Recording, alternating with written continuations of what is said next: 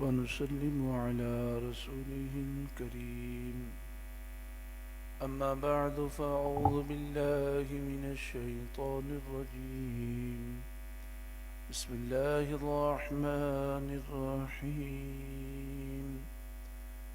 اهدنا الصراط المستقيم، صراط الذين أنعمت عليهم غير المغضوب عليهم ولا الضالين. اللهم إنا نسألك العفو والعافية والمعافاة الدائمة في الدين والدنيا والآخرة. اللهم اشغل جوارحنا بطاعتك وقلوبنا بمعرفتك، واشغلنا طول حياتنا في ليلنا ونهارنا، وألحقنا بالذين تقدموا من الصالحين، وارزقنا ما رزقتهم وكلنا كما كنت لهم. اللهم ربنا آتنا في الدنيا حسنة وفي الآخرة حسنة وقنا عذاب النار. اللهم إنك تعلم سري وعلانيتي فاقبل معذرتي، وتعلم حاجتي فاعتني سؤلي، وتعلم ما في نفسي فاغفر لي ذنوبي. اللهم إني أسألك إيمانا يباشر قلبي، ويقينا صادقا حتى أعلم أنه لا يصيبني إلا ما كتبت لي، وردا من المعيشة بما قسمت لي يا أرحم الراحمين. اللهم ارزقنا شهادة في سبيلك، واجعل موتنا في بلد حبيبك صلى الله عليه وآله وسلم. اللهم مقلب القلوب ثبت قلبي على دينك. اللهم مقلب القلوب ثبت قلبي على دينك. اللهم مقلب القلوب ثبت قلبي على دينك. اللهم مقلب القلوب ثبت قلوبنا على دينك. اللهم مصرف القلوب صرف قلوبنا على طاعتك. فسهل يا إلهي كل صعب بحرمة سيد الأبرار سهل. اللهم ربنا يسر لنا أمورنا كلها في الدين والدنيا والآخرة. ربي يسر ولا تعسر، وتمم علينا بالخير، وبك نستعين بحرمة سيد المرسلين صلى الله عليه وآله وسلم. اللهم ربنا يسر لنا زيارة حرمك وحرم نبيك صلى الله عليه وآله وسلم مرة ثم مرة. اللهم شرفنا زيارة الرسول صلى الله عليه وآله وسلم مرة ثم مرة. اللهم شرفنا زيارة الرسول صلى الله عليه وآله وسلم مرة ثم مرة. اللهم ارزقنا حجا مبرورا وسعيا مشكورا في كل عام في كل سنة. اللهم ارزقنا عمرة مقبولة مرة ثم مرة. اللهم ارزقنا عمرة مقبولة في كل رمضان الكريم. يا واجد يا ماجد لا تزل عني نعمة أنعمت بها علي. يا واجد يا ماجد لا تزل عنا نعمة أنعمت بها علينا. اللهم ربنا هب لنا من أزواجنا وذرياتنا قرة أعين واجعلنا للمتقين إماما.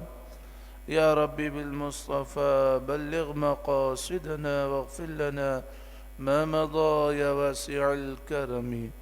اللهم ربنا اغفر لنا ولإخواننا الذين سبقونا بالإيمان ولا تجعل في قلوبنا غلا للذين آمنوا ربنا إنك رؤوف رحيم. اللهم أرنا الحق حقا وارزقنا اتباعه وأرنا الباطل باطلا وارزقنا اجتنابه. اللهم أرنا حقائق الأشياء كما هي. اللهم أصلح أمة محمد صلى الله عليه وآله وسلم. اللهم فرج عن أمة محمد صلى الله عليه وآله وسلم. اللهم ارحم أمة محمد صلى الله عليه وآله وسلم. اللهم اغفر لأمة محمد صلى الله عليه وآله وسلم. رب ارحمهما كما ربياني صغيرا. ربنا اغفر لي ولوالدي وللمؤمنين يوم يقوم الحساب. اللهم ربنا لا تسلط علينا من لا يرحمنا. اللهم ربنا لا تجعلنا فتنة للقوم الظالمين. اللهم ربنا لا تجعلنا فتنة للقوم الكافرين. اللهم اجعلني صبورا واجعلني شكورا واجعلني في عيني صغيرا وفي أعين الناس كبيرا. اللهم إني أعوذ بك من البرص والجنون والجذام ومن سيء الأسقام. اللهم إني أعوذ بك من الجنون والجذام والبرص وسيء الأسقام وسيء الأسقام. اللهم عافني في بدني. اللهم عافني في سمعي. اللهم عافني في بصري. لا إله إلا أنت. آمين ثم آمين بجاه سيد المرسلين صلى الله عليه وآله وسلم. درود پاک پڑھی. اللهم صل على سيدنا ومولانا محمد بن عبد الله. ما ضاق أمر إلا وفرجه الله صلى الله عليه وآله وسلم. اللهم صل على سيدنا ومولانا محمد. اللهم صل عليه وآله وسلم وأذهب حزن قلبي في الدنيا والآخرة. اللهم صل على سيدنا ومولانا محمد صاحب الخلق العظيم وعلى آله وصحبه وسلم صلاة وسلاما عليك يا سيدي يا سيدي يا سيدي يا مكي يا مدني يا رحمة للعالمين يا شفيع المذنبين يا خاتم النبيين يا سيد المرسلين يا نبي الله يا حبيب الله يا نور الله يا رسول الله. نويت سنة الاعتكاف لله تعالى. اللہ رب العالمین ہم سب کی حاضری قبول و منظور فرمائے. قرآن مجید فرقان حمید کے نور سے اللہ تعالی ہم سب کے قلوب کو روشن و منور فرمائے. آج الحمدللہ دوسرے پارے کا آغاز ہے.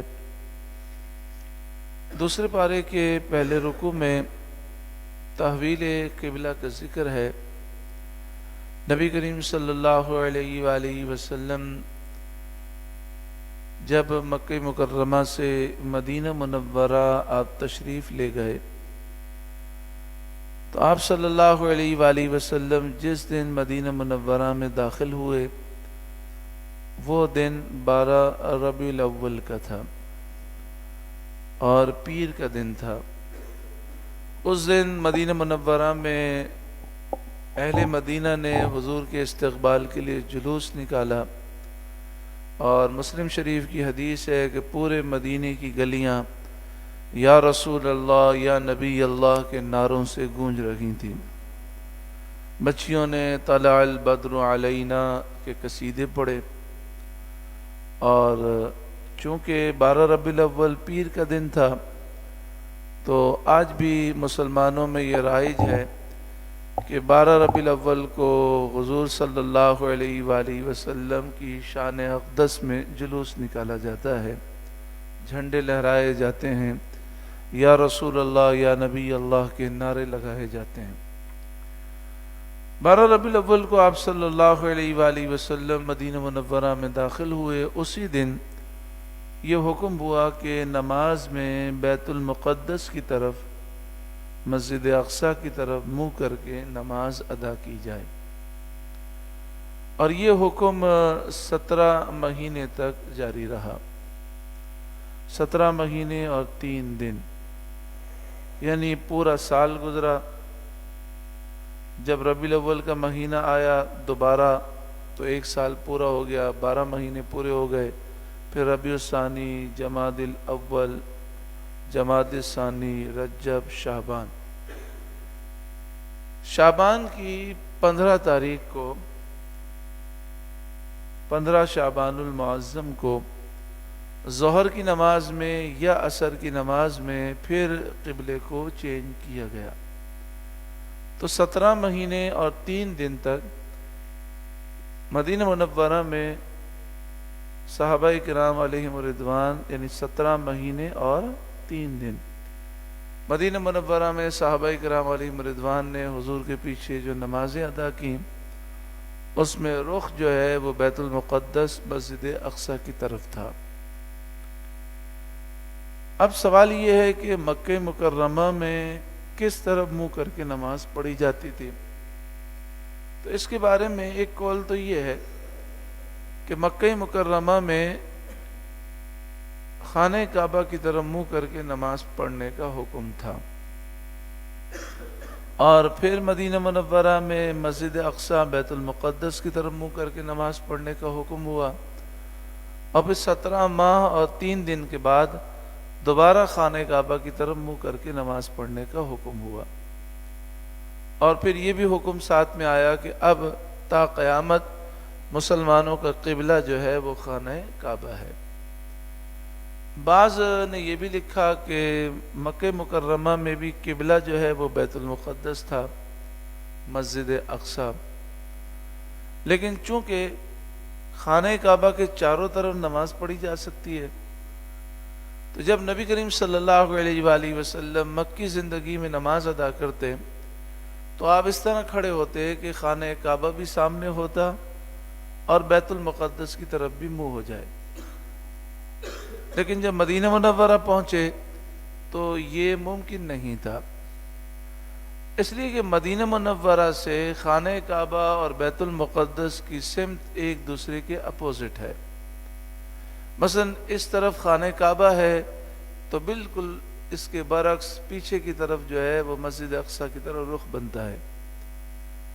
تو بعض نے کہا کہ ہجرت سے پہلے خانہ کعبہ ہی قبلہ تھا، اور بعض نے کہا قبلہ تو بیت المقدس تھا ہجرت سے پہلے بھی، لیکن حضور خانہ کعبہ کے سامنے اس طرح نماز ادا کرتے کہ سامنے خانہ کعبہ بھی ہوتا اور بیت المقدس کی طرف رخ بھی ہو جاتا۔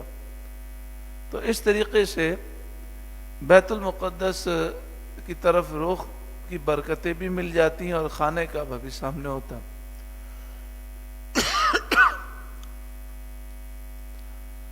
پندرہ شعبان المعظم سن 2 ہجری ظہر کی نماز میں اور دوسری روایت عصر کی نماز میں نبی کریم صلی اللہ علیہ وآلہ وسلم نماز پڑھا رہے تھے، اور ایک قبیلے کی جگہ پر آپ نماز پڑھا رہے تھے جہاں آج کل مسجد قبلتین ہے۔ پہلے وہاں مسجد نہیں تھی، قبیلے کی ایک جگہ تھی۔ 2 رکعتیں آپ نے بیت المقدس کی طرف منہ کر کے پڑھائیں، اور پھر نماز کے دوران حکم ہوا تو آپ نے 2 رکعتیں خانہ کعبہ کی طرف منہ کر کے پڑھائیں۔ نماز سے پہلے آپ نے صحابہ کرام کو یہ مسئلہ نہیں بتایا تھا کہ نماز کے دوران قبلہ چینج ہوگا تو تم مجھے دیکھ کر قبلہ چینج کر لینا. حضور نے مسئلہ نہیں بیان کیا تھا، لیکن صحابہ کرام نے حضور کے ساتھ قبلہ چینج کیا، کیونکہ صحابہ کرام جانتے تھے کہ نبی کریم صلی اللہ علیہ وآلہ وسلم کا ہر فعل اللہ کے حکم سے. مسجد قبلتین میں جا کر ہم دیکھیں تو مثلا اس طرف قبلہ ہے تو اس کے بالکل اپوزٹ کی طرف رخ کریں پیچھے کی طرف تو بیت المقدس کی طرف رخ ہوتا ہے. نبی کریم صلی اللہ علیہ وآلہ وسلم مسجد قبلتین کی جگہ پر آپ اس طرف رخ کر کے کھڑے ہیں بیت المقدس کی طرف. پیچھے صحابہ کرام کی صفیں ہیں تو پہلے مردوں کی صفیں ہیں، پھر بچوں کی صفیں ہیں، اور بچوں کے پیچھے عورتوں کی صفیں ہیں. دوران نماز 2 رکعت کے بعد آپ کو یہ حکم ہوا کہ خانہ کعبہ کی طرف رخ کریں تو آپ صلی اللہ علیہ وآلہ وسلم نے پیچھے سے چلنا شروع فرمایا اور پیچھے سے چل کر آپ آگے آ گئے. یعنی یوں سمجھ لیے کہ آپ پہلے سب جہاں کھڑے تھے اس کے بالکل اپوزٹ آپ پیچھے آ گئے اور آپ نے رخ جو ہے وہ خانہ کعبہ کی طرف کیا. تو جب حضور نے چلنا شروع کیا تو آپ کا رخ چینج ہوا، پہلے پیچھے کی طرف تھا، پھر اس طرف ہوا، پھر یوں ہوتے ہوتے ہوتے خانہ کعبہ کی طرف ہوا. تو صحابہ کرام نے نماز کے دوران اپنا رخ حضور کے ساتھ ساتھ گھمایا، جس طرف حضور کا رخ تھا ان کا رخ تھا. اور جب حضور پیچھے تشریف لے آئے اور آپ نے خانہ کعبہ کی طرف منہ کر لیا تو تمام صحابہ کرام کا رخ خانہ کعبہ کی طرف ہو گیا. اب ہوا یہ کہ جو پہلی صف تھی وہ آخری صف بن گئی اور جو آخری تھی وہ پہلی بن گئی. تو آخر میں تو عورتیں تھیں تو وہ عورتیں آخر میں تھیں وہ شروع میں آ گئیں، تو عورتیں چل کر پیچھے گئیں اور مرد صحابہ کرام چل کر آگے آئے. پھر صفوں کی ترتیب دوبارہ صحیح ہوئی، یعنی حضور خانہ کعبہ کی طرف منہ کر کے جلوہ افروز ہیں، آپ کے پیچھے مرد صحابہ کرام ہیں، پھر بچے ہیں، پھر عورتیں ہیں، اور کسی کی نماز میں کوئی خلل واقع نہیں ہوا. اس سے معلوم ہوا کہ صحابہ کرام نماز میں بھی حضور کو دیکھا کرتے تھے اور حضور کے چلنے پر انہوں نے خانہ کعبہ کا قبلے کا رخ جو ہے چینج کیا. تو اس رکوع میں اللہ تبارک و تعالی نے تحویل قبلے کا ذکر فرمایا. ارشاد فرمایا سیقول السفہاء من الناس، ان قریب بے وقوف لوگ کہیں گے.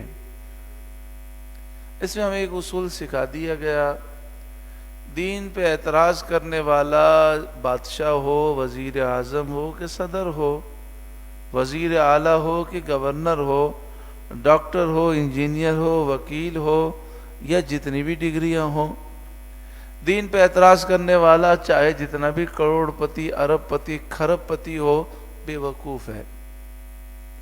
جس کو دین سمجھ میں نہ آیا یہ اس بات کی دلیل ہے کہ یہ عقل سے محروم ہے. عقل ہوتی تو خدا سے لڑائی نہ لیتے. تو یہ یاد رکھیں کہ بعض لوگ جو دین پہ اعتراض کرتے ہیں یہ در حقیقت بے وقوف لوگ ہیں، کیونکہ دین پر وہی اعتراض کرتا ہے جس کو سمجھ نہیں ہوتی. سیقول السفہاء من الناس، ان قریب بے وقوف لوگ کہیں گے. لوگ کہتے ہیں کہ کسی کو بے وقوف کہنا تو یہ تو اخلاق کے خلاف ہے. واقعی عقل مند کو بے وقوف کہنا اخلاق کے خلاف ہے، لیکن بے وقوف کو بے وقوف کہنے میں کوئی حرج نہیں ہے. پاگل کو پاگل ہی کہا جائے گا. پاگل خانے میں جو پاگل ہے اس کو ہم عقل مند تو نہیں کہہ سکتے.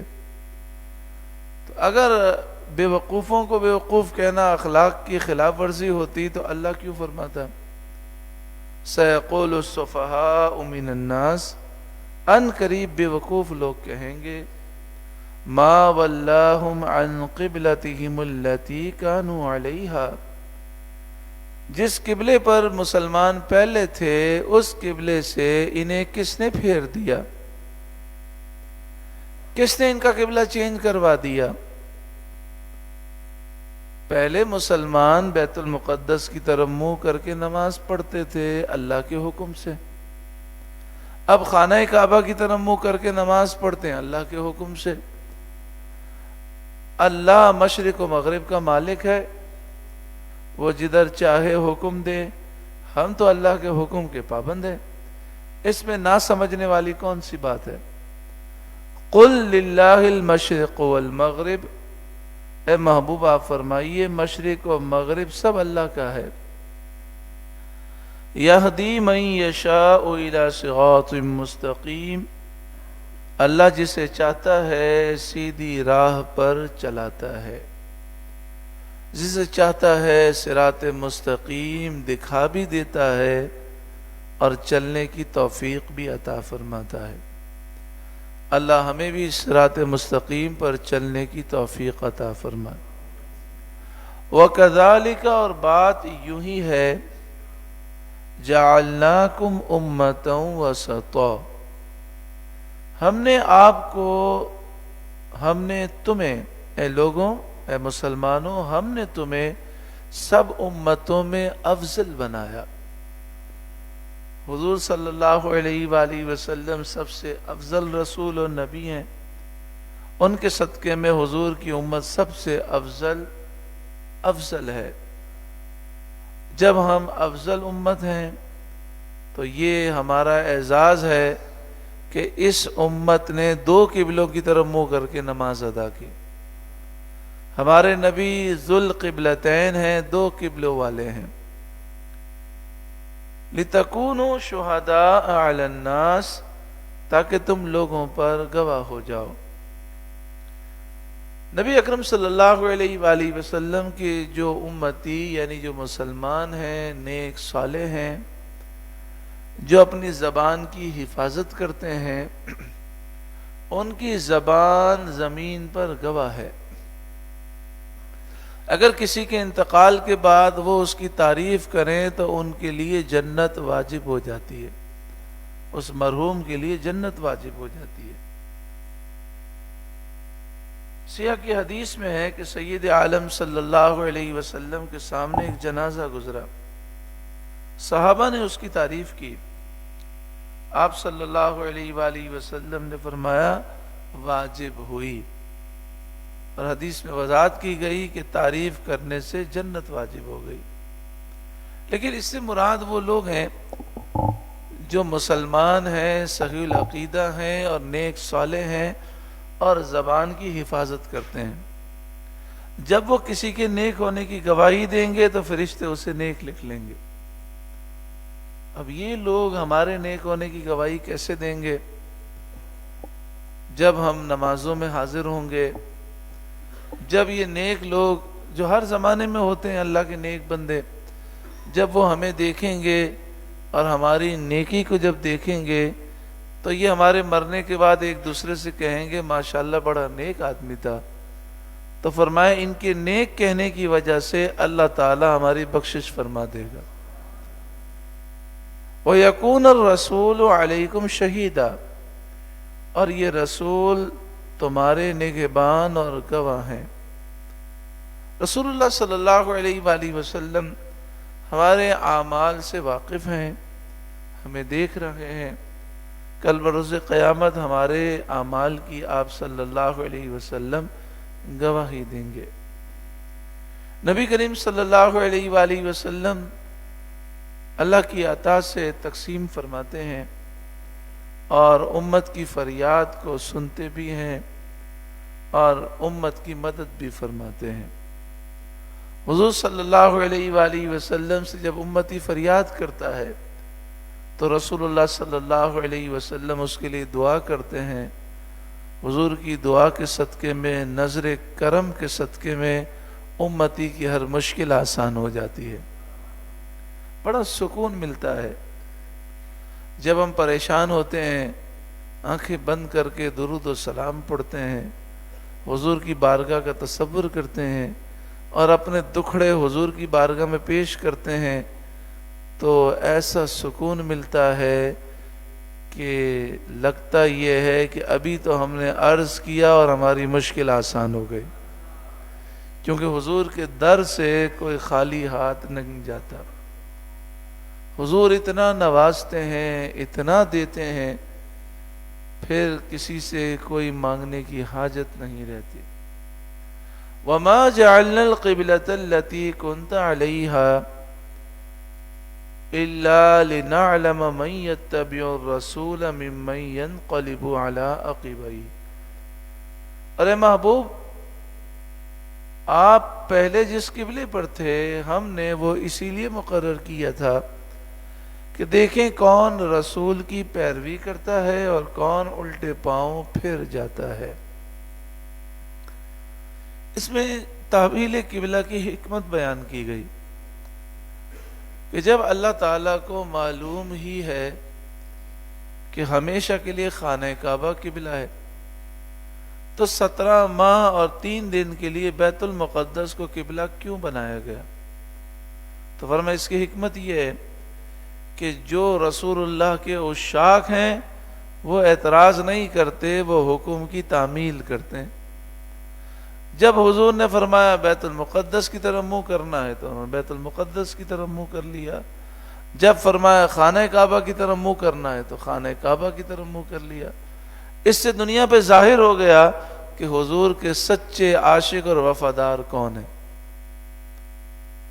اب ہمارے لیے بھی اس میں درس ہے۔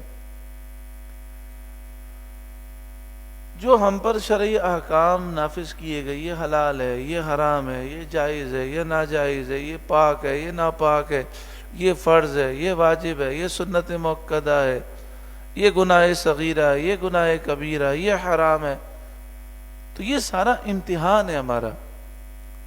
جب ہم حضور کے سچے عاشق ہیں، حضور سے وفادار ہیں، تو حضور کے حکم کے مطابق جب ہم زندگی بسر کرتے ہیں تو یہ بات سب پر ظاہر ہو جاتی ہے کہ یہ حضور کے لیے تو اپنی جان دینے کو تیار ہے۔ حضور کے ہر فرمان پر وہ زندگی بسر کرتا ہے۔ حضور نے فرما دی یہ منع ہے تو وہ اس پہ نہیں پڑتا۔ تو اللہ کرے ہماری ایسی زندگی ہو کہ ہمیں دیکھ کر سب کو معلوم ہو یہ سچا عاشق رسول ہے کہ حضور کے فرمان پر جان دینے کو بھی یعنی تیار ہے۔ وَإِن كَانَتْ لَكَبِيرَةً إِلَّا عَلَى الَّذِينَ هَدَى اللَّهُ، اور بے شک یہ بھاری تھی مگر ان پر جنہیں اللہ نے ہدایت کی۔ یعنی قبلے کو چینج کر دینا یہ سمجھنا مشکل تھا، یہ لوگوں پر بڑا بھاری عمل تھا کہ ایک قبلے کی طرف منہ کریں پھر دوسرے کی طرف منہ کر لیں، لیکن جن پر اللہ کا فضل ہے ان کے لیے کوئی بھاری نہیں ہے، وہ اللہ اور اس کے رسول کے حکم پر جان بھی قربان کرنے کو تیار ہیں، صرف رخ تبدیل کرنا ان کے لیے کچھ مشکل نہیں۔ آج کے دور میں بھی شریعت پر عمل کرنا بہت سے لوگوں کے لیے کچھ مشکل نہیں ہے۔ اللہ تعالی ہمیں بھی ان لوگوں میں شامل فرمائے۔ سوال پیدا ہوا کہ جن لوگوں نے نمازیں پڑھی 17 مہینے اور 3 دن تک بیت المقدس مسجد اقصیٰ کی طرف منہ کر کے، کیا انہیں نمازیں دوبارہ واپس پڑھنی ہے؟ دوسرا سوال یہ ہوا کہ جو انتقال کر گئے اسی دوران تو کیا ان کی نمازیں ضائع ہو گئیں؟ تو فرمایا اللہ تعالیٰ تمہاری نمازوں کو ضائع نہیں فرمائے گا۔ وَمَا كَانَ اللَّهُ لِيُضِيعَ إِيمَانَكُمْ، اور اللہ کی شان نہیں کہ تمہارا ایمان ضائع کرے۔ یہاں ایمان سے مراد نماز ہے، کیونکہ نماز ایمان کی نشانی ہے۔ مومن اور کافر میں فرق نماز ہے۔ مثال کے طور پر ہم کسی ملک میں ہیں جہاں کافر ہیں اور ایک شخص کو ہم دیکھ رہے ہیں وہ نماز پڑھ رہا ہے، تو دیکھتے ہی ہم سمجھ جائیں گے کہ یہ عیسائی یہودی نہیں ہے، یہ نماز پڑھنے والا ہے، مسلمان ہے۔ تو مومن اور کافر میں جو فرق ہے وہ کس کا فرق ہے؟ نماز کا فرق ہے. تو نماز ایمان کی علامت ہے، جبکہ ایمان دل میں موجود ہو. تو چونکہ نماز ایمان کی علامت ہے، اس لیے اس کو ایمان کہا گیا. وَمَا كَانَ اللَّهُ لِيُضِيعَ إِيمَانَكُمْ، اللہ کی شان نہیں کہ تمہارا ایمان یعنی نماز ضائع کرے. جو نمازیں قبلہ اول کی طرف منہ کر کے پڑھی وہ ہو گئیں. ان اللہ بالناس لرؤوف الرحیم، بے شک اللہ لوگوں پر ضرور رؤوف رحیم ہے، مہربان ہے، رحم کرنے والا ہے. یہاں پر اللہ تعالیٰ کی صفت کا ذکر ہے کہ اللہ رؤوف رحیم ہے. اللہ رؤوف رحیم ہے.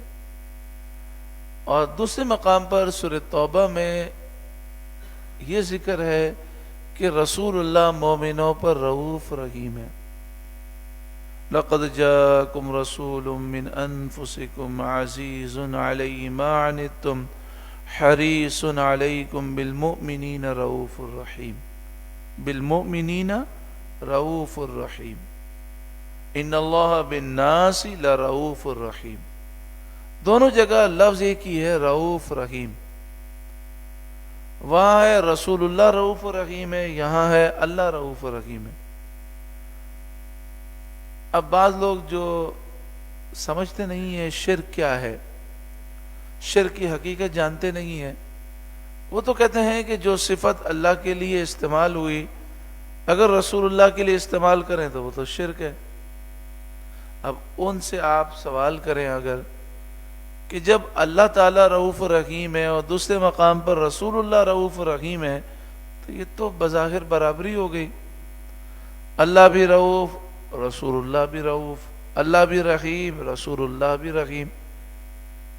تو آپ تو کہتے ہیں کہ صفات کی برابری جو ہے ظاہری برابری یہ تو شرک ہے. تو قرآن تو شرک کا درس نہیں دیتا. تو اس کا جواب یہ ہے کہ الفاظ کی برابری یہ شرک نہیں ہے. صفات میں جب تصور میں برابری ہوگی وہ شرک ہوگا. اللہ رؤوف و رحیم ہے ہمیشہ سے، اور رسول اللہ رؤوف و رحیم ہے جب سے اللہ نے بنایا.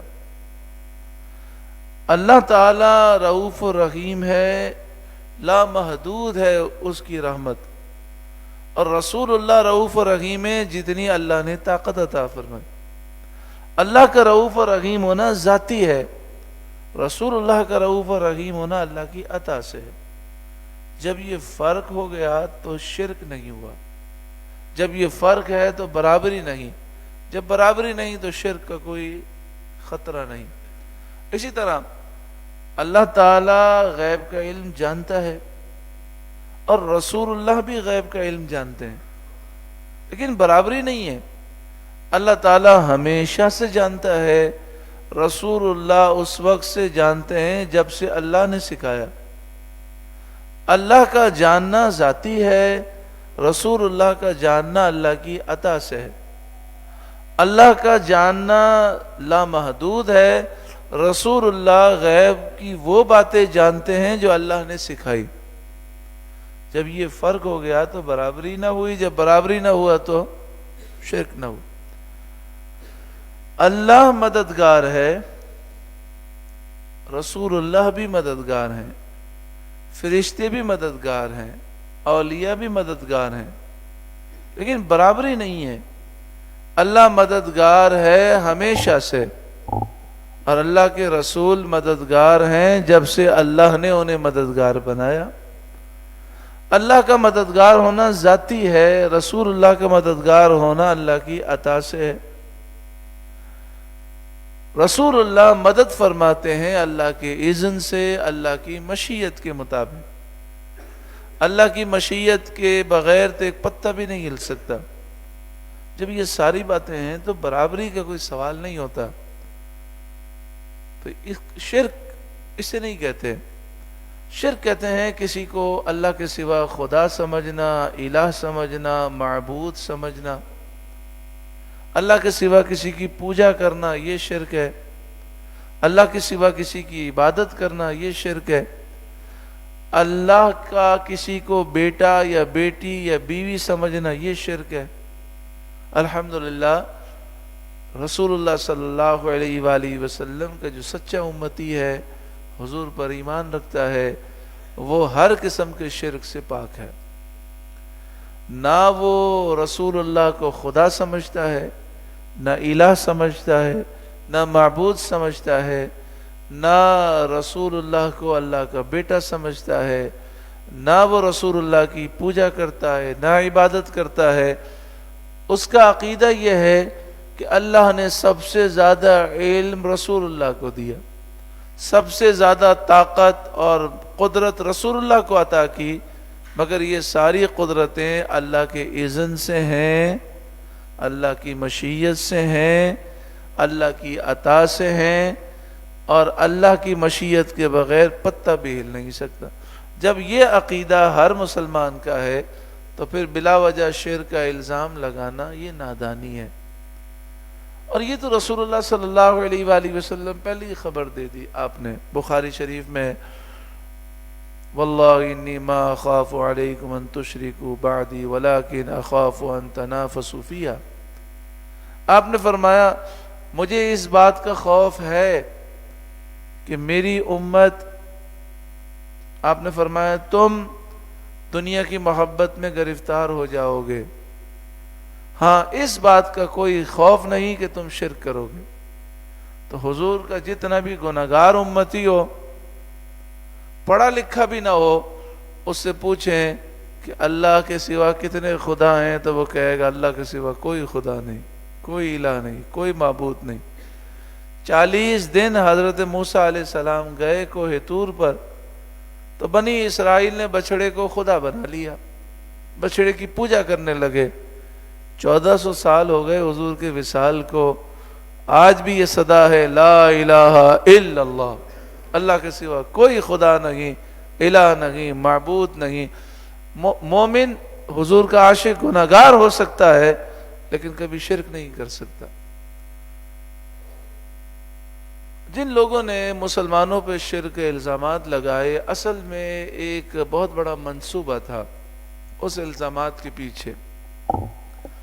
وہ مسلمانوں کو نبی کریم صلی اللہ علیہ وسلم کی تعظیم اور توقیر سے دور کرنا چاہتے تھے، تو انہوں نے شرک کی تعریف غلط کر کے تعظیم کو شرک نام دے دیا۔ رسول اللہ کی تعظیم کرنا یہ شرک نہیں ہے، رسول اللہ کی عبادت کرنا شرک ہے۔ تو عبادت کوئی نہیں کرتا اور تعظیم کرنا تو ضروری ہے۔ تو انہوں نے تعظیم اور عبادت کو گڈمٹ کر کے، تعریفیں غلط پیش کر کے یہ کوشش کی کہ لوگ حضور کی تعظیم نہ کریں، اور جو اللہ نے رسول اللہ کو شان اور مرتبہ دیا اس مرتبے کو تسلیم نہ کریں۔ لیکن آج بھی الحمدللہ مسلمانوں کی اکثریت ان کے فریب سے بچی ہوئی ہے پوری دنیا میں۔ الحمدللہ میں عراق گیا، شام گیا، پھر میں نے لبنان دیکھا، مکہ مکرمہ، مدینہ منورہ میں جگہ جگہ محفل میلاد اور جگہ جگہ عشاق پائے جاتے ہیں۔ مسلمانوں کی اکثریت آج بھی عاشقان رسول ہے الحمدللہ۔ آج بھی مزارات کا ادب کیا جاتا ہے، مزارات کی تعظیم کی جاتی ہے۔ ان اللہ بالناس لرؤوف الرحیم، بے شک اللہ لوگوں پر ضرور رؤوف رحیم ہے، بہت مہربان رحم کرنے والا ہے۔ نبی کریم صلی اللہ علیہ وآلہ وسلم کے چاہنے سے کیا ہوتا ہے؟ حضور کے چاہنے سے قبلہ بدل جاتا ہے۔ قد نرى تقلب وجهك في السماء، اے محبوب بار بار جو آپ اپنا چہرہ آسمان کی طرف اٹھا رہے ہیں وہ ہم دیکھ رہے ہیں۔ بار بار حضور دیکھتے، کب جبریل آتے ہیں اور قبلے کو چینج کرنے کی وحی لاتے ہیں۔ فَلَنُوَلِّيَنَّكَ قِبْلَةً تَرْضَاهَا، بس ضرور اے محبوب ہم آپ کو اس قبلے کی طرف پھیر دیں گے جس قبلے میں آپ کی چاہت ہے، آپ کی خوشی ہے. قبلتن، اس قبلے کی طرف، ترضاها، جسے آپ چاہتے ہیں. اے محبوب، آپ کے چاہنے پر ہم قبلہ چینج کر دیں گے. حضور کی یہ چاہت تھی قبلہ بیت المقدس سے خانہ کعبہ ہو جائے. تو اللہ نے فرمایا جو قبلہ آپ چاہتے ہیں، جس میں آپ کی خوشی ہے، اس قبلے کی طرف ہم پھیر دیں گے. پھر دوران نماز حکم ہوا فولی وجہک شطر المسجد الحرام، پس اپنا چہرہ مسجد حرام کی طرف پھیر دیں. وحیث ما کنتم فولوا وجوہکم شطرہ، اور اے مسلمانوں تم جہاں کہیں بھی ہو اپنے چہروں کو مسجد حرام کی طرف پھیر دو. اللہ ہمیں مسجد حرام کی زیارت نصیب فرمائے، خانہ کعبہ کا دیدار نصیب فرمائے. یوں تو بے شمار برکتیں ہیں مکہ مکرمہ میں. جنت المالا شریف ہے، جنت المالا وہ قبرستان ہے، ہزاروں صحابہ کرام کے مزارات ہیں. ام المومنین حضرت خدیجۃ الکبریٰ رضی اللہ تعالی عنہ کا مزار ہے. حضور کے جو شہزادے ہیں حضرت قاسم، حضرت طیب، حضرت طاہر، ان کے مزارات ہیں. حضور کے دادا حضرت عبد المطلب کا مزار ہے، اور کئی صحابہ کرام کے مزارات ہیں. مقام ابراہیم ہے جس پر ابراہیم علیہ السلام کے قدم مبارک کے نشان ہیں. حجر اسود ہے جو جنت سے آیا وہ پتھر ہے. حتیم کعبہ ہے، اور حتیم کعبہ کے اوپر میزاب رحمت ہے جس کے نیچے دعائیں قبول ہوتی ہیں. مستجاب ہے. رکن یمانی سے رکن اسود کے درمیان جو خانہ کعبہ کی دیوار ہے، رکن یمانی سے لے کر رکن اسود تک، یعنی جہاں حجر اسود لگا ہے اس سے ہم طواف شروع کریں تو حجر اسود کا جو کونا ہے اسے رکن اسود کہتے ہیں. پھر جو دوسرا کونا آتا ہے اس کو رکن عراقی کہتے ہیں. پھر جو تیسرا کونا آتا ہے اسے رکن شامی کہتے ہیں، اور جو چوتھا اور آخری کونا ہے اسے رکن یمانی کہتے ہیں. تو آخری کونا اور پہلا کونا، اس کے درمیان جو خانہ کعبہ کی دیوار ہے اس کو مستجاب کہتے ہیں. یہاں پر جو دعا مانگیں 70,000 فرشتے آمین کہتے ہیں. پھر پورا مطاف، پھر ملتزم خانہ کعبہ کا دروازہ مستجار، سبحان اللہ، غلاف کعبہ، صفا مروہ، کتنی برکتیں ہیں. ان ساری برکتوں کے ساتھ ایک اور بڑی برکت ہے کہ مکے کے چپے چپے کو نسبت ہے رسول اللہ سے. کہیں حضور نے نماز ادا کی، کہیں قیام کیا، کہیں آپ بیٹھے، کہیں آپ چلے، تو پوری مسجد حرام شریف، مطاف شریف، خانہ کعبہ، پورا مکے کی سرزمین اس لحاظ سے مقدس ہے کہ 53 سال 53 سال حضور نے مکے میں گزارے. تو اللہ مکہ شریف و مدینہ شریف کا جلد بادب مقبول، خیر عافیت کے ساتھ، آسانی کے ساتھ ہمیں دیدار بار بار نصیب فرمائے. ارشاد فرمایا مسلمانوں تم جہاں کہیں بھی ہو نماز میں خانہ کعبہ کی طرف منہ کر لو. اب خانہ کعبہ کی طرف منہ کرنے کے چند مسائل ہیں. ایک مسئلہ تو یہ ہے کہ ہمیں چاہیے کہ ہم صحیح ڈائریکشن معلوم کر کے صحیح ڈائریکشن میں کھڑے ہوں اور قبلے کی طرف صحیح منہ کریں. اس کے لیے بہترین طریقہ یہ ہے کہ ہم اپنے گھروں میں نماز پڑھتے ہیں تو قبلہ نما کے ذریعے، آلے کے ذریعے قبلہ چیک کر لیں اور پھر اس قبلے کا تعین کر لیں اور بالکل ٹھیک ڈائریکشن کی طرف منہ کر کے نماز ادا کریں. دوسری بات یہ ہے کہ جو قبلے کی ڈائریکشن ہے اس کی اگر تھوڑا دائیں بائیں ہو کر بھی نماز ادا کریں تو نماز ہو جاتی ہے. 45 ڈگری دائیں، 45 ڈگری بائیں، اس کے اندر اندر نماز پڑھیں گے تو نماز ادا ہو جائے گی. جیسے مثال کے طور پر بالکل جس طرح میرا منہ ہے سیدھا، اگر یہ قبلہ ہو اور میں اپنا ہاتھ دائیں طرف کروں، تو اگر قبلہ اس طرف ہے تو دائیں طرف میرا ہاتھ جو جا رہا ہے یہ 90 ڈگری ہے، اس کو آدھا کر لیں تو یہ ہو جاتا ہے 45 ڈگری. اسی طرح الٹے ہاتھ کی طرف پورا ہاتھ جو سیدھا جا رہا ہے یہ 90 ڈگری ہے، اس کا آدھا فاصلہ کر لیں تو یہ ہو گیا 45 ڈگری. اس کے اندر اندر قبلے کی سمت سے تھوڑا دائیں بائیں 45 ڈگری کے اندر اندر ہے، نماز ہو جائے گی. اس کے علاوہ اگر کہیں ایسی جگہ پر ہیں کہ ہم قبلہ نہیں جانتے، تو اگر کوئی شخص موجود ہے تو اس سے پوچھنا ضروری ہے. اگر مسجد موجود ہے تو اس سے ہم قبلہ، اس کی محراب سے قبلہ جان سکتے ہیں. قبلے کا آلہ موجود ہے یا موبائل میں قبلہ نما موجود ہے، اس کے ذریعے قبلہ معلوم کریں.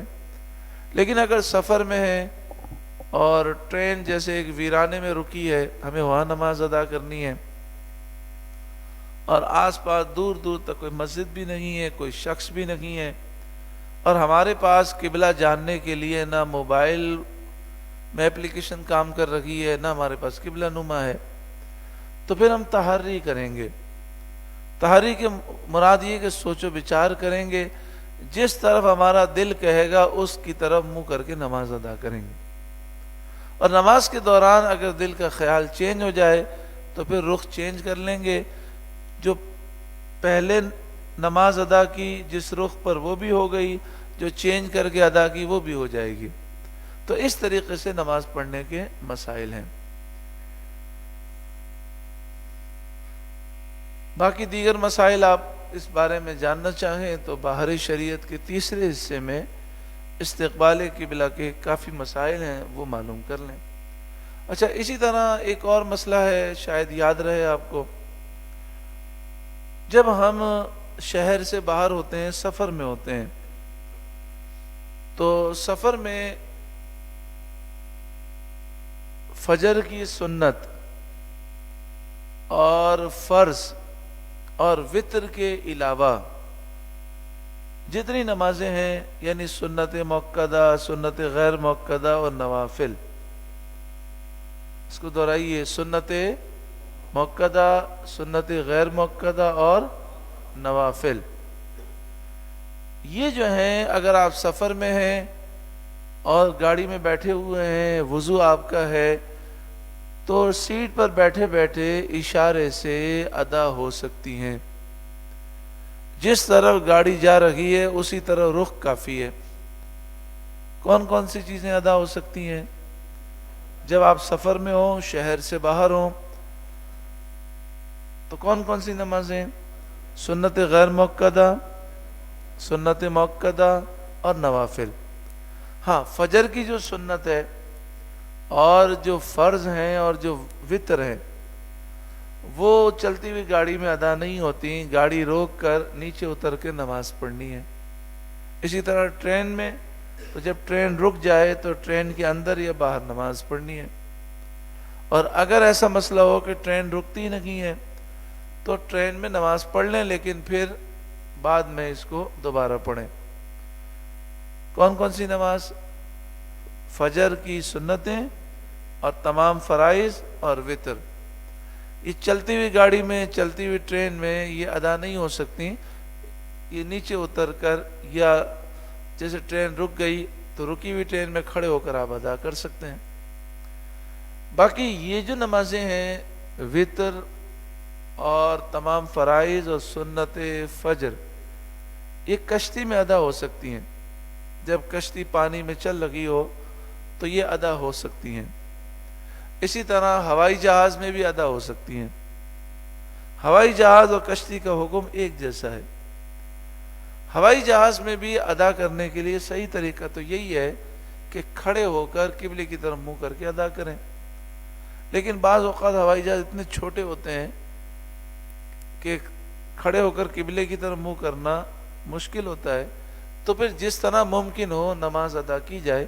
لیکن ہوائی جہاز کے اندر فرائض بھی ادا ہو جاتے ہیں، وتر بھی ادا ہو جاتی ہے، اور سنت مؤکدہ بھی ادا ہو جاتی. ایک جوان مجھ سے کہنے لگا حضرت سنا ہے چائنا جو ہے پاکستان میں ایک ایسی فلائٹ شروع کر رہا ہے کہ آپ یہاں سے چلیں گے تو امریکہ آدھے گھنٹے میں پہنچ جائیں گے، اور یہاں سے چلیں گے تو مدینہ منورہ 10 منٹ میں پہنچ جائیں گے۔ تو اللہ تعالیٰ کا کتنا کرم ہے، میری زبان سے یہ جاری ہوا الحمدللہ، اگر یہ فلائٹ جاری ہو گئی تو ہمیں نمازوں کا کوئی ٹینشن نہیں ہوگا۔ تو جلدی جانے کی اتنی خوشی نہیں ہے، لیکن یہ خوشی ضرور ہے کہ اگر 10 منٹ میں پہنچ جاتے ہیں تو پھر کسی نماز کا کوئی مسئلہ نہیں ہوگا، کیونکہ پلین میں اگر وضو نہ ہو تو وضو کرنا بہت مشکل ہے۔ آپ جانتے ہیں وہاں پر وضو کا کوئی انتظام نہیں ہوتا، اور پھر پلین میں عجیب بات ہے، آپ چلیں پھریں کھڑے ہوں تو کسی کو کوئی ٹینشن نہیں، جیسے ہی نماز کے لیے کھڑے ہو تو شور مچانا لوگ شروع کر دیتے ہیں، لوگ بھی شور مچاتے ہیں اور پلین کا جو عملہ ہوتا ہے وہ بھی شور مچاتا ہے کہ بھئی پلین گر جائے گا، یہ ہو جائے گا، وہ ہو جائے گا، واللہ اعلم بالصواب۔ تو اللہ تعالیٰ جو ہے ہم پر کرم فرمائے اور ایسا سفر ہو کہ ہمارے سفر میں ہماری نماز کبھی قضا نہ ہو۔ میں نے دیکھا ہے، آپ نے بھی دیکھا ہوگا، لوگ عمرے کے لیے جاتے ہیں، حج پہ جاتے ہیں، حج سے واپس آتے ہیں، لیکن پلین کے اندر نمازوں کی کوئی پرواہ نہیں ہوتی۔ بس ان کا ذہن یہ ہوتا ہے، جو زیادہ اپنے آپ کو نمازی سمجھتے ہیں نا، ان کا ذہن یہ ہوتا ہے ایک ساتھ پھر گھر پہ جا کے پڑھ لیں گے، آرام سکون سے پڑھیں گے۔ اسی طرح بہت سے لوگ جو ہیں وہ سفر میں ہوتے ہیں، بسوں کے سفر میں، ٹرین کے سفر میں بھی نمازوں کی کوئی پرواہ نہیں کرتے، پھر وہ 1 دن کی نماز 2 دن کی نماز گھر پہ جا کر ایک ساتھ پڑھ لیتے ہیں، حالانکہ نماز کو جان بوجھ کے قضا کر دینا بہت بڑا گناہ ہے۔ مفتی اعظم ہند علیہ رحمہ کتنی فکر کرتے تھے نماز کی، اور ٹرین میں اگر بامر مجبوری بیٹھ جاتے جس میں نماز بیچ میں آ رہی ہو تو سامان پیک کر کے رکھتے تھے ساتھ، جیسے ہی نماز جانے کا خوف ہوتا اور ٹرین رکتی 1 منٹ کے لیے تو سامان لے کر نیچے اتر جاتی، کہتے اطمینان سے نماز پڑھیں گے، ٹرین گئی تو کوئی بات نہیں، ٹکٹ ضائع ہوگی، تھوڑا وقت ضائع ہوگا، لیکن وہ نماز جو دنیا کی ساری دولتوں سے زیادہ قیمتی ہے وہ بچ جائے گی۔ پھر اطمینان سے نماز پڑھتے، اور آپ کی کرامت تھی کہ ٹرین جا نہیں سکتی تھی جب تک آپ دوبارہ سوار نہ ہو جائیں، ٹرین ہل نہیں سکتی تھی جب تک آپ نماز پڑھ کے سوار نہ ہو۔ وَإِنَّ الَّذِينَ أُوتُوا الْكِتَابَ لَيَعْلَمُونَ أَنَّهُ الْحَقُّ مِنْ رَبِّهِمْ، اور بے شک وہ لوگ جنہیں کتاب دی گئی، لَيَعْلَمُونَ ضرور وہ جانتے ہیں، أَنَّهُ الْحَقُّ مِنْ رَبِّهِمْ قبلے کی تحویل، قبلے کا چینج ہونا ان کے رب کی طرف سے حق ہے، کیونکہ ان کی کتابوں میں لکھا ہے کہ نبی آخر الزمان کی نشانی یہ ہوگی کہ یہ دونوں قبلوں کی طرف منہ کر کے نماز ادا کریں گے۔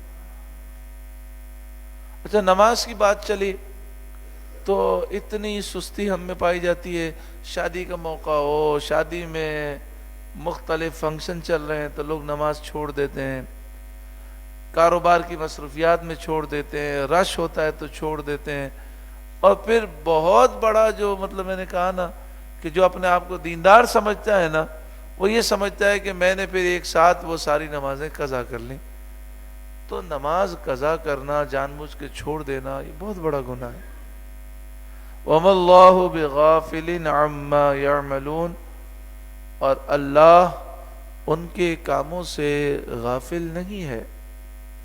وَلَئِنْ أَتَيْتَ الَّذِينَ أُوتُوا الْكِتَابَ بِكُلِّ آيَةٍ مَا تَبِعُوا قِبْلَتَكَ، اور اگر تم ان اہل کتاب کے پاس، ان کتابیوں کے پاس ہر نشانی لے کر آؤ، وہ تمہارے قبلے کی پیروی نہ کریں گے۔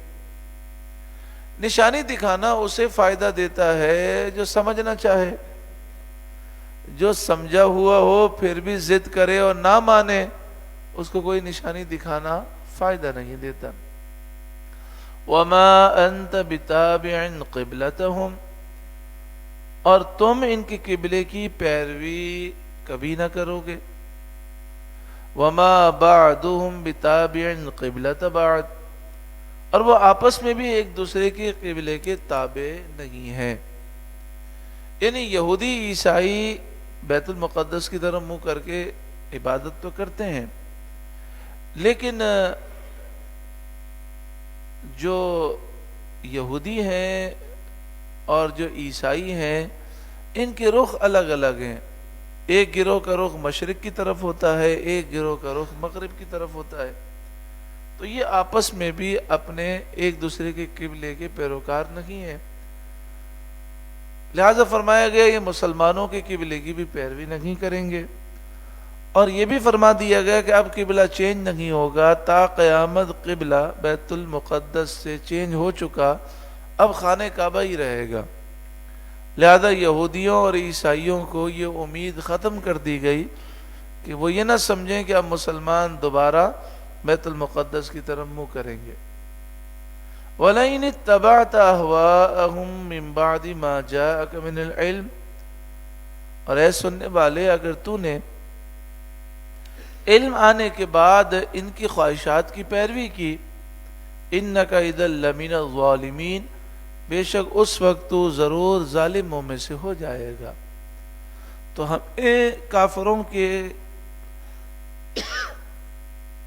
ہمیں کافروں کی خواہشات کی پیروی نہیں کرنی. آج ہماری تباہی کی وجہ یہ ہے کہ ہم کافروں کے کہنے پر چلنے لگے. جس دن امت مسلمہ کو یہ بات سمجھ میں آ گئی کہ ہمیں کافروں کا کہنا نہیں ماننا، اللہ اور اس کے رسول کا کہنا ماننا ہے، ہماری دنیا بھی سنور جائے گی اور آخرت بھی سنور جائے گی. الذین آتیناہم الکتاب یعرفونہ کما یعرفون ابناءہم، جنہیں ہم نے کتاب عطا فرمائی وہ اس نبی کو ایسا پہچانتے ہیں جیسے آدمی اپنے بیٹوں کو پہچانتا ہے. اگر ہم اپنے بیٹے کو دیکھیں تو ہمیں پوچھنا نہیں پڑتا یہ کون ہے، ہم فوراً پہچان لیتے ہیں یہ ہمارا بیٹا ہے. تو اسی طرح فرمایا کہ نبی کریم صلی اللہ علیہ وآلہ وسلم کی ایسی نشانیاں اہل کتاب کو دی گئیں کہ انہیں حضور کو دیکھ کر یہ پوچھنا نہیں پڑتا یہ کون ہے. حضور کا چہرہ ہی اس بات کی گواہی دیتا ہے کہ یہ آخری رسول اور نبی ہیں. حضرت عبداللہ بن سلام سے پوچھا آپ نے کیسے جانا کہ یہ اللہ کے سچے نبی ہیں؟ تو حضرت عبداللہ بن سلام جو یہودیوں کے بہت بڑے عالم تھے، بعد میں اسلام لائے، وہ کہتے ہیں جیسے ہی میں نے ان کا چہرہ دیکھا مجھے توریت کی ساری باتیں یاد آ گئیں. توریت میں حضور کا پورا حلیہ مبارک موجود تھا، میں نے فوراً پہچان لیا کہ یہ اللہ کے آخری نبی ہیں. وَإِنَّ فَرِيقًا مِّنْهُمْ لَيَكْتُمُونَ الْحَقَّ وَهُمْ يَعْلَمُونَ، اور بے شک ان میں ایک گروہ جان بوجھ کر حق چھپاتا ہے. ان میں وہ لوگ ہیں جو جان بوجھ کر حق چھپاتے ہیں. توریت میں اور آسمانی کتابوں میں جو باتیں پڑھتے ہیں قوم کو نہیں بتاتے. آج کسی کی یہ ہمت تو نہیں کہ قرآن میں تبدیلی کر سکے، لیکن ایسا ضرور ہوتا ہے کہ جو باتیں اپنے فائدے کی ہوتی ہیں لوگ بتاتے ہیں اور جو فائدے کی نہیں ہوتی وہ نہیں بتاتے. یہ لوگوں کی سوچ ہے. ایک دفعہ ایک شخص مجھے ملا جس کا تعلق بدعقیدہ گروہ سے تھا. تو اس نے جب بات کی حضور صلی اللہ علیہ وآلہ وسلم کی شان کے بارے میں اور بیعت بھی کرنے لگا، تو میں نے اس کے سامنے قرآن پاک کی آیات پڑھ کر سنائی اور ترجمہ کیا کہ اللہ نے اپنے محبوب کو علم غیب کے خزانے عطا فرمائے ہیں اور یہ شانیں عطا فرمائی ہیں. تو معلوم ہے اس نے مجھ سے کیا سوال کیا. اس نے کہا کہ یہ جو آپ پڑھ رہے ہیں کیا یہ قرآن میں موجود ہے؟ تو میں نے کہا ہاں قرآن پاک میں موجود ہے. تو کہنے لگا میں اتنے سالوں سے ان کے ساتھ جا رہا ہوں، کبھی ان کی زبانی تو میں نے سنا نہیں ہے، اگر یہ قرآن میں ہوتا تو مجھے ضرور بتاتے. تو میں نے ان سے کہا کہ میں آپ کو قرآن پاک کھول کے بتاتا ہوں. اور میں نے قرآن پاک کھول کے انہیں آیات دکھائیں تو وہ حیران ہو گئے. کہنے لگے اتنا عرصہ ہو گیا ان کے درس میں جاتا رہا لیکن ان لوگوں نے یعنی جو بدعقیدہ ہیں، بد مذہب ہیں، گستاخ ہیں، انہوں نے کبھی یہ حضور کی شان تو ہمیں تو نہیں بتائی. تو یہ ہوتا ہے. دیکھیں واقع معراج جو بد عقیدہ، بد مذہب، گستاخ ہیں، پورا سال ایک دفعہ بھی واقع معراج بیان نہیں کرتے. یہاں تک کہ شب معراج 27 رجب کو وہ اپنی مسجد میں عشاء کے فوراً بعد تالا لگا دیتے ہیں، کوئی پروگرام تک نہیں کرتے. کیونکہ واقع معراج اگر بیان کیا جائے شروع سے لے کر آخر تک تو پھر تو ساری گستاخی ختم ہو جاتی ہے. کیونکہ واقع معراج جس کو یاد ہو گیا وہ حضور کی کبھی گستاخی نہیں کر سکتا. کیونکہ واقع معراج میں تو انبیاء کے زندہ ہونے کا ذکر ہے، حضور کے امام ہونے کا ذکر ہے، حضور کی شان و عظمت کا ذکر ہے. تو یہ ایک طبقہ ہے جو کوشش کرتا ہے کہ حضور کی شان کو چھپایا جائے، اور وہ باتیں جو حضور کی شان کے خلاف نہیں ہیں لیکن وہ اس کو غلط ترجمہ کر کے، غلط تعویل کر کے ایسا پیش کرتے ہیں کہ بندے کا ذہن خراب ہو، اور پھر نعوذ باللہ من ذالک وہ حضور کی گستاخی سکھاتے ہیں، بے ادبی سکھاتے ہیں. اللہ تعالیٰ ایسے لوگوں سے امت مسلمہ کو محفوظ فرمائے. تو یہاں یہودیوں کا ذکر ہے کہ ایک گروہ ایسا ہے جو جان بوجھ کر حق چھپاتا ہے. الحمدللہ جو سنی صحیح العقیدہ ہوگا نا، اسے تو قرآن پاک میں جتنی حضور کی شان کی آیتیں، یوں تو پورا قرآن حضور کی شان پر ہے، لیکن جو مشہور آیتیں ہیں سنی نے وہ سنی بھی ہوں گی ہزاروں مرتبہ، اور ہر دفعہ سننے میں لطف آتا ہے. اب وَرَفَعْنَا لَكَ ذِكْرَكَ وَمَا أَرْسَلْنَاكَ إِلَّا رَحْمَةً لِلْعَالَمِينَ. ایسی آیتیں یاد ہیں لیکن جب بھی سنتے ہیں دل جھوم جاتا ہے. جو سنی صحیح العقیدہ ہے وہ تو چاہتا ہے بس حضور کی شان میں سنتا رہوں، جھومتا رہوں. تو یہ اللہ کا فضل ہے اور یہی اہل حق ہونے کی دلیل ہے. الحق من ربک، اے سننے والے یہ حق ہے تیرے رب کی طرف سے. فلا تکونن من الممترین، تو اے سننے والے خبردار تو اس میں شک نہ کرنا. الحمدللہ سورہ بقرہ کا 17واں رکوع مکمل ہوا. اس رکوع میں جہاں ہم نے تحویل قبلہ کے متعلق سماعت کیا، وہاں حضور کی شان بھی سماعت کی کہ اللہ نے پہلے ہی فرما دیا ہے محبوب جس قبلے میں آپ کی خوشی ہے، جو آپ چاہتے ہیں اس قبلے کی طرف ہم ضرور بضرور آپ کو پھیر دیں گے. اب حضور کی چاہت میں خانہ کعبہ قبلہ بنا. جب بھی ہم خانہ کعبہ کی طرف منہ کر کے نماز پڑھیں تو کبھی یہ تصور آ جائے کہ ہم اس قبلے کی طرف نماز پڑھ رہے ہیں جو قبلہ بنا حضور کی وجہ سے، حضور کی چاہت پر بنا، تو پھر نماز پڑھنے کا زیادہ ہی ذوق نصیب ہوگا. اللہ تعالی ہمیں سچا عشق نصیب فرمائے. درود پاک پڑھیے. اللہم صلی علی سیدنا و مولانا محمد ابن عبداللہ ما ضاق امر الا وفرجہ اللہ صلی اللہ علیہ. اس رکوع کے آغاز سے پہلے یہ بات ذہن میں رہے کہ مسلمان پہلے بیت المقدس کی طرف رخ کر کے نماز ادا کرتے تھے. اب یہ حکم دیا جا رہا ہے کہ محبوب صلی اللہ علیہ وسلم نے جس قبلے کو یعنی بیت اللہ شریف کی طرف رخ کرنے کو پسند فرمایا اسی کی طرف رخ کریں جس کی طرف محبوب کی رضا ہے. چنانچہ ارشاد ربانی ہے.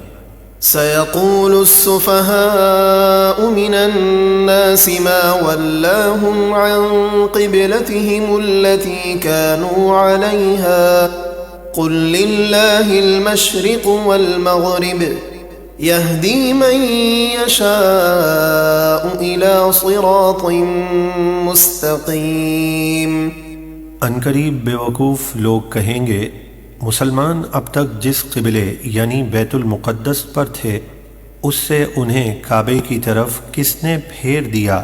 آپ فرما دیجئے مشرق و مغرب سب اللہ ہی کے ہیں، وہ جسے چاہتا ہے سیدھی راہ پر چلاتا ہے۔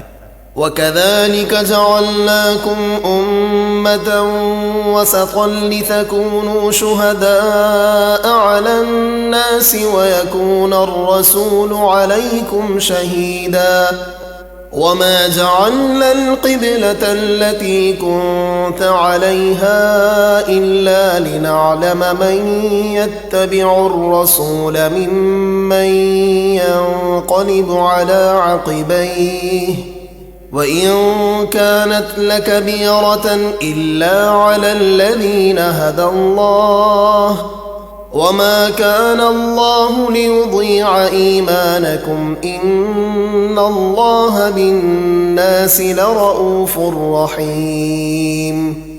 اور اسی طرح ہم نے تمہیں سب سے بہترین امت بنایا تاکہ تم لوگوں پر گواہ ہو اور یہ رسول تمہارے گواہ ہوں۔ اور اے حبیب، اس خانہ کعبہ سے پہلے آپ جس قبلے پر تھے ہم نے اسے اسی لیے مقرر کیا تھا تاکہ ہم ظاہر کر دیں کہ کون رسول کی غلامی کرتا ہے اور کون الٹے پاؤں پھر جاتا ہے۔ اور بے شک یہ قبلے کی تبدیلی سب پر بڑی بھاری تھی مگر ان پر بھاری نہیں تھی جنہیں اللہ نے ہدایت دی، اور اللہ کی یہ شان نہیں کہ وہ تمہارا ایمان ضائع کر دے۔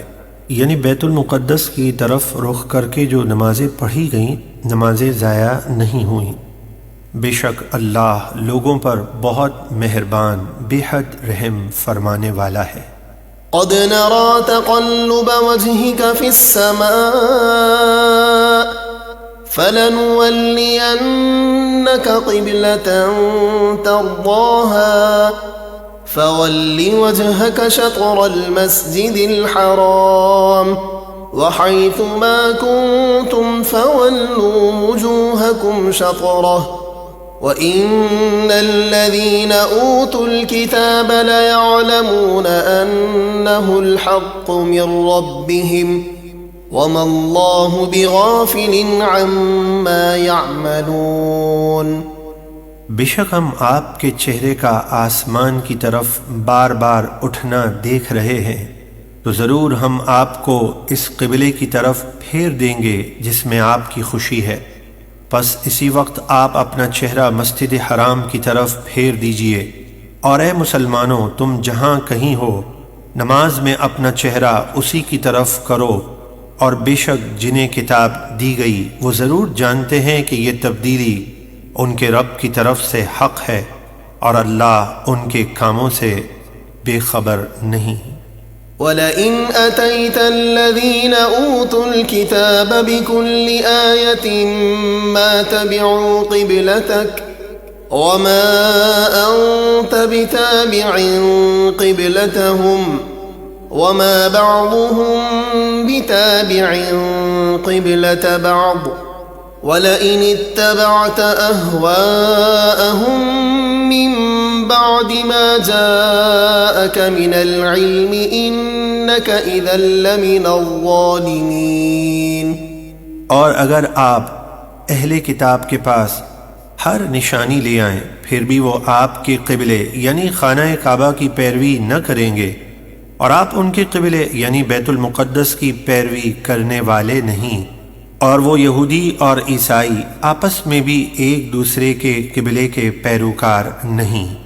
اور اے سننے والے، اگر تو علم آ جانے کے باوجود ان کی خواہشات پر چلے تو ضرور اس وقت تو ظالموں میں سے ہوگا۔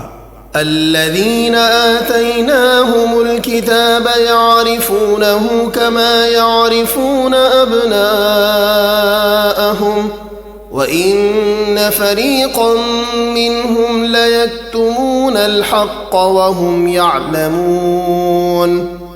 جنہیں ہم نے کتاب عطا فرمائی یعنی علماء یہود اور نصارہ، وہ اس نبی کو ایسے پہچانتے ہیں جیسے آدمی اپنے بیٹوں کو پہچانتا ہے، اور بے شک ان میں ایک گروہ جان بوجھ کر حق کو چھپاتا ہے، یعنی توریت و انجیل میں جو شان مصطفیٰ ہے اسے چھپاتا ہے۔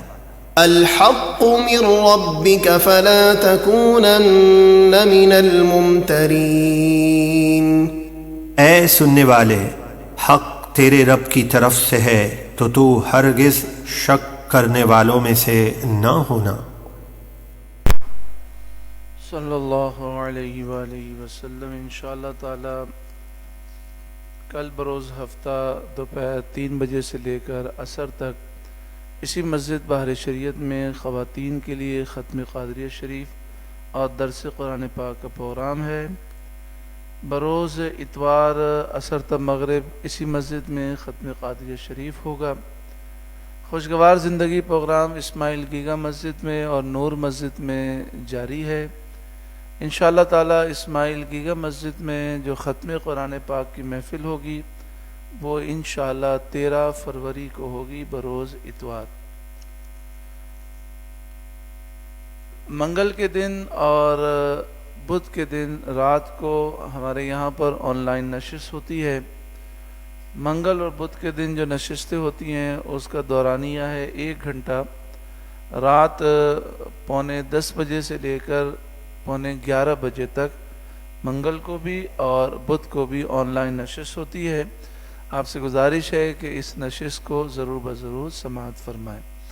بسم اللہ الرحمن الرحیم، الحمد للہ رب العالمین، والصلاة والسلام علی سید المرسلین، یا ارحم الراحمین یا ارحم الراحمین یا ارحم الراحمین، یا ربنا یا ربنا یا ربنا یا ربنا یا ربنا،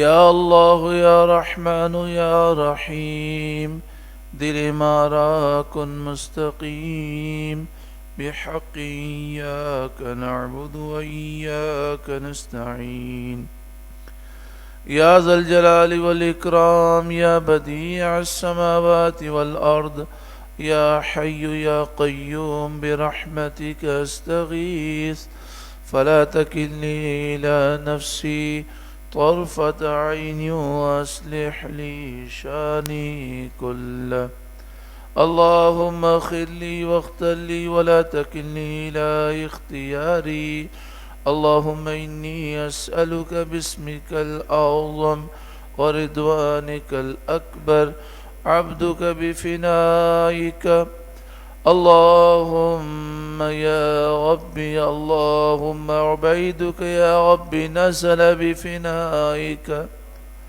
ومسکینک یا ربی بفنائک، سائلک یا ربی بفنائک، فقیرک یا ربی بفنائک، لا الہ الا اللہ الحلیم الکریم، لا الہ الا اللہ العلی العظیم، سبحان اللہ رب السماوات السبع ورب العرش العظیم، والحمد للہ رب العالمین، وإلهكم إله واحد لا إله إلا هو الرحمن الرحيم، بسم الله الرحمن الرحيم، ألف لام ميم، الله لا إله إلا هو الحي القيوم، يا حي يا قيوم، يا الله يا رحمن يا رحيم، یا ذا الجلال والاکرام، یا بدیع السماوات والارض،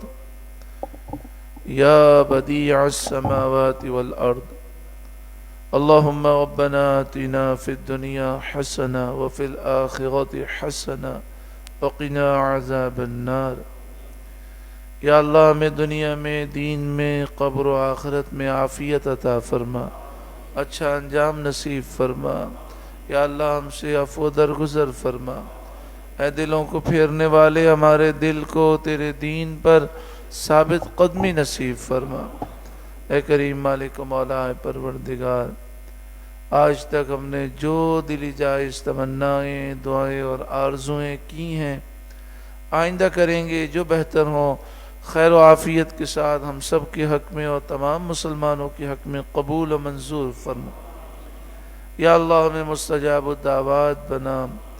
محبوب کریم صلی اللہ علیہ وآلہ وسلم نے اور آپ کے محبوبین نے جو خیر کا سوال کیا، یا اللہ وہ خیر ہمیں بھی عطا فرما۔ جس شر سے پناہ مانگی اس شر سے ہمیں بھی پناہ عطا فرما۔ یا اللہ ہماری جان، مال، عزت و آبرو، ایمان اور اعمال صالحہ کی حفاظت فرما۔ اے پروردگار خیر کو ہمارا مقدر کر دے، ہر شر کو ہم سے دور فرما، شر کی خواہش ہمارے دلوں سے نکال دے۔ اے مالک و مولا، آج تک جو گناہ کیے ہم شرمندہ ہیں، ہم نے توبہ کی اور یہ عزم کیا کہ اب آئندہ گناہوں سے اپنے آپ کو دور رکھیں گے۔ یا اللہ ہمیں توبۃ النصوح نصیب فرما، توبہ پر استقامت عطا فرما، گناہوں سے شدید نفرت اور گھن دے دے، عبادتوں میں لذتیں عطا فرما۔ یا اللہ ہماری ظاہری، باطنی، جسمانی، روحانی ساری بیماریاں، برائیاں، عیوب اور گناہوں کی عادتیں دور فرما۔ یا اللہ ہماری ساری مشکلات آسان فرما۔ یا اللہ مصیبتیں، آفتیں، بلائیں، بیماریاں، وبائیں دور فرما۔ یا اللہ رزق حلال وسیع اور آسان عطا فرما، حرام کمائی سے، تنگ دستی سے، بے روزگاری سے، لوگوں کی محتاجی سے، لوگوں کے سامنے ہاتھ پھیلانے سے، در بدر کی ٹھوکروں سے ہمیشہ کے لیے محفوظ فرما۔ یا اللہ ہمیشہ کے لیے ہمیں قرضوں سے نجات عطا فرما، جس کا لینا ہے لینا آسان فرما، جس کا دینا ہے دینا آسان فرما۔ یا اللہ ہمیں جادو، ٹونے، نظر بد اور آسیب سے، دشمنوں کی دشمنی، حاسدوں کے حسد، ظالموں کے ظلم، مفسدین کے فساد سے ہمیشہ کے لیے محفوظ فرما۔ یا اللہ اے پروردگار، تیرے بندے، تیری بندیاں قرب و جوار سے، دور دراز سے قرآن پاک کی محبت میں یہاں پر حاضر ہوئے، یا اللہ سب کی حاضری قبول فرما، ہر قدم کو قبول فرما، ہر لمحے کو قبول فرما، جو آن لائن شریک ہیں ان کی شرکت کو بھی قبول فرما۔ یا اللہ ہر لمحے کے عوض دنیا اور آخرت میں لاکھوں، کروڑوں، اربوں، خربوں سے زائد بے حساب رحمتیں، برکتیں اور نعمتیں عطا فرما۔ یا اللہ ہمیں قرآن پاک کی دعوت خوب عام کرنے کی توفیق دے۔ آج تو ہم صحت، تندرستی، عافیت کے ساتھ یہاں پر موجود ہیں، تا دم حیات ہمیں صحت، تندرستی، عافیت کے ساتھ نور قرآن نشست میں خود بھی آنے، اپنے گھر والوں کو لے کر آنے، اپنے دوست، احباب، رشتہ داروں کو دعوت دینے کی توفیق عطا فرما۔ اے کریم مالک و مولا، اے پروردگار، ہمارے پاس نہ اسباب ہیں، نہ ذرائع ہیں، نہ وسائل ہیں۔ اے مالک تو ہمارے گناہوں کو بھی معاف فرما، ہم گناہ گاروں پر کرم فرما، پھر مکہ مکرمہ، مدینہ منورہ کا بلاوا نصیب فرما۔ بآواز بلند مل کے لبیک پڑھیے، لبیک اللہم لبیک، لبیک لا شریک لک لبیک، ان الحمد والنعمت لک والملک لا شریک لک، لبیک اللہم لبیک، لبیک لا شریک لک لبیک، ان الحمد والنعمت لک والملک لا شریک لک، لبیک اللہم لبیک، لبیک لا شریک لک لبیک، ان الحمد والنعمت لک والملک لا شریک لک۔ یا اللہ تیرے بندوں نے، تیری بندیوں نے یہاں لبیک کی صدا بلند کی، اپنا فضل فرما، کرم فرما، ہمیں، ہمارے گھر والوں کو اسی سال ایام حج میں، حالت احرام میں، منی، عرفات، مزدلفہ میں لبیک کی صدائیں بلند کرنے کی سعادت نصیب فرما۔ بار بار مکہ مکرمہ، مدینہ منورہ، بغداد معلی، نجف اشرف، کربلا شریف، عراق شریف، شام شریف اور دیگر مقدس مقامات کی بار بار با ادب مقبول حاضری نصیب فرما۔ ہر سال ہمیں حج مقبول مبرور، ہر سال رمضان المبارک میں عمرہ مقبول، بار بار عمرہ مقبول نصیب فرما۔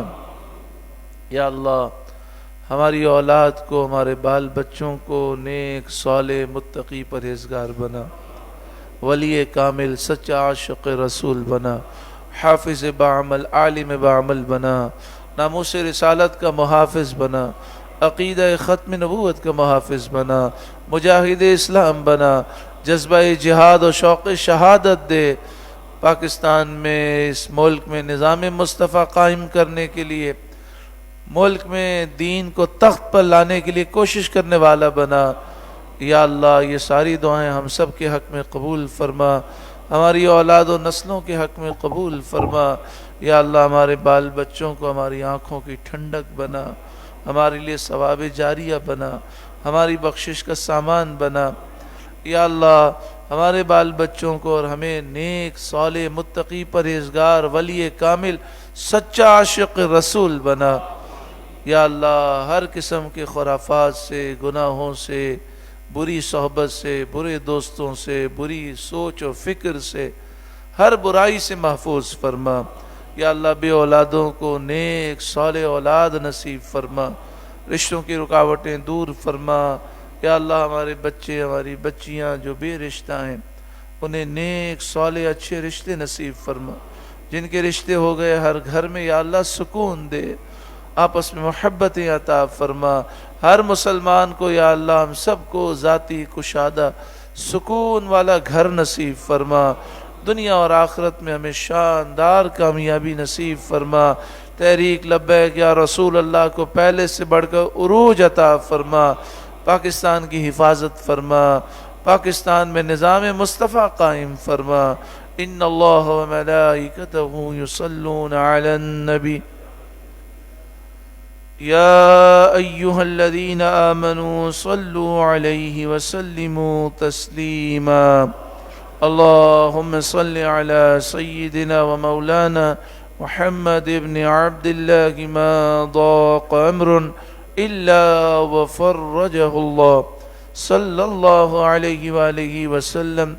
صلاة و سلاما علیک یا سیدی یا سیدی یا سیدی یا رسول اللہ۔ یا اللہ ہمارے والدین کو صحت، تندرستی، عافیت کے ساتھ دراز عمر بالخیر عطا فرما، ہمیشہ لوگوں کی محتاجی سے محفوظ فرما۔ یا اللہ ہمارے والدین کو ولی کامل سچا عاشق رسول بنا۔ یا اللہ ہمیں ہمارے والدین کی خوب خدمت کی توفیق و سعادت نصیب فرما۔ یا اللہ ہمارے والدین کو ہم سے راضی فرما، جو ہم سے کوتاہیاں ہوئی ہمیں معاف فرما، جو بچے والدین کے نافرمان ہیں یا اللہ انہیں ہدایت نصیب فرما۔ سبحانک اللہم و بحمدک، اشہد ان لا الہ الا انت، استغفرک و اتوب الیک۔ دعا فرمائیں ہمارے جن بھائیوں نے، بہنوں نے پرچیوں کے ذریعے اور زبانی کہا، کہلوایا، یا اللہ ہر ایک کی جائز حاجت کو پورا فرما، ہر ایک کی ہر مشکل آسان فرما، ہر ایک کی بیماری دور فرما، ہر ایک کی دعا خیر و عافیت کے ساتھ قبول فرما۔ صلی اللہ علیہ وسلم، آمین، بجاہ سید المرسلین صلی اللہ علیہ وآلہ وسلم۔